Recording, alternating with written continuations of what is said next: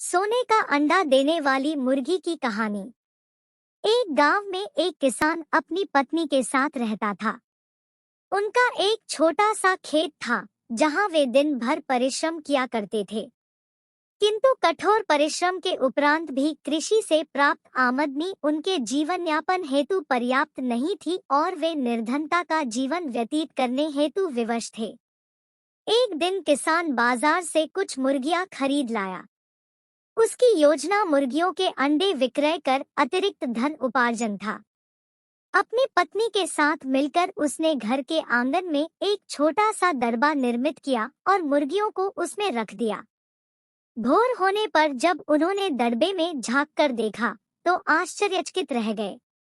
वहां अन्य अंडों के साथ एक सोने का अंडा भी पड़ा हुआ था। किसान उस सोने के अंडे को अच्छी कीमत पर जौहरी के पास बेच आया। अगले दिन फिर उन्होंने दड़बे में सोने का अंडा पाया। किसान और उसकी पत्नी समझ गए कि उनके द्वारा पाली जा रही मुर्गियों में से एक मुर्गी अद्भुत है।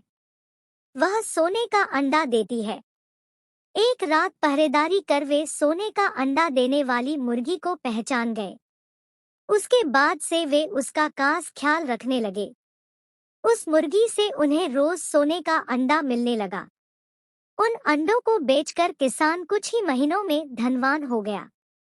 किसान अपने जीवन से संतुष्ट था, किंतु उसकी पत्नी लोभी प्रवृत्ति की थी।